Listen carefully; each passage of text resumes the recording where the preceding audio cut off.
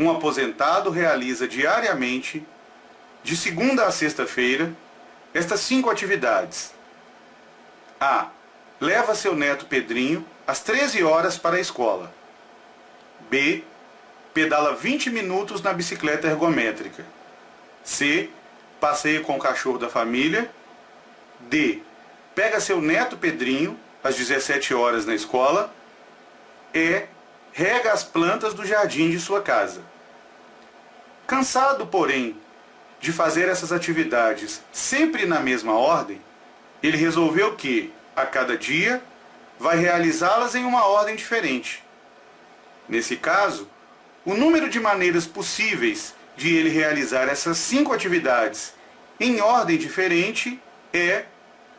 As opções são 24, 60, 72 ou 120. Ora, ordenar essas 5 atividades é criar permutações para essas 5 atividades. E aí recaímos no problema clássico de quantas formas diferentes podemos ordenar 5 objetos. E para se ordenarem 5 objetos distintos, há 5 fatorial ou 120 possibilidades ou permutações possíveis.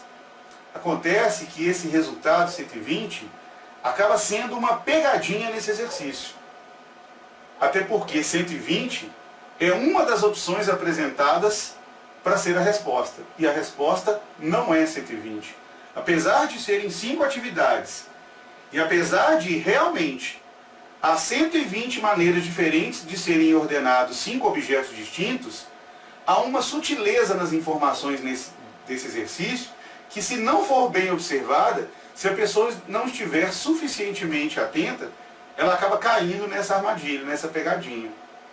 Há 2 dessas atividades que nos mostram uma relação muito particular entre elas, que são a de levar o neto na escola às 13 horas e, posteriormente, pegar este neto na escola às 17 horas.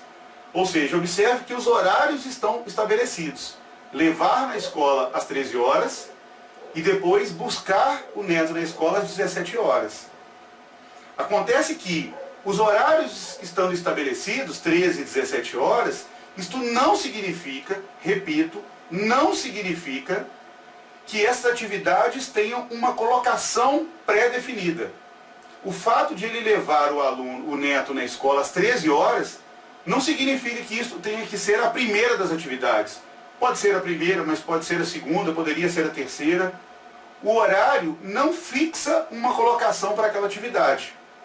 Tampouco a atividade D, que é pegar o neto na escola às 17, também fixa essa atividade como sendo necessariamente a terceira ou a quarta. Absolutamente, claro que não.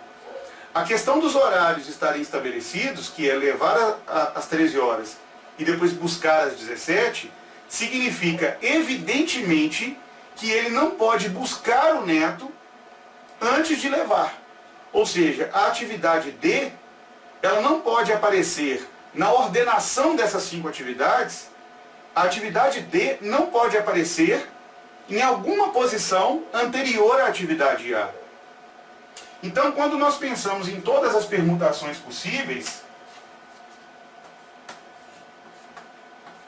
as que satisfazem e as que não satisfazem, ou seja, o total de permutações, nós temos 2 tipos analisando-se as atividades A e D, em termos de uma aparecer à frente da outra.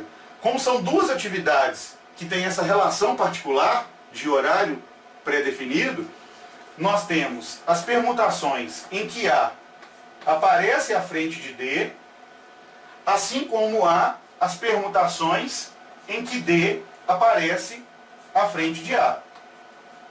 E a questão passa a ser agora, quantas são as atividades em que A aparece à frente de D? Porque esta sim é a quantidade que vai representar a resposta desse exercício.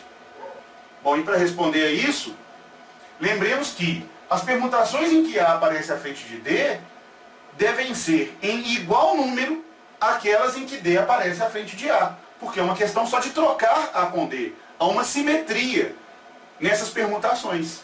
Então a quantidade das permutações em que A aparece à frente de D, sendo igual à quantidade das permutações em que D aparece à frente de A, e totalizando essas permutações, somando essas quantidades, como isso dá o total de permutações, que é 120, é claro que dividindo isso em duas partes iguais, cada uma dessas permutações nos mostram 60 possibilidades diferentes, ou seja, então a resposta é 60.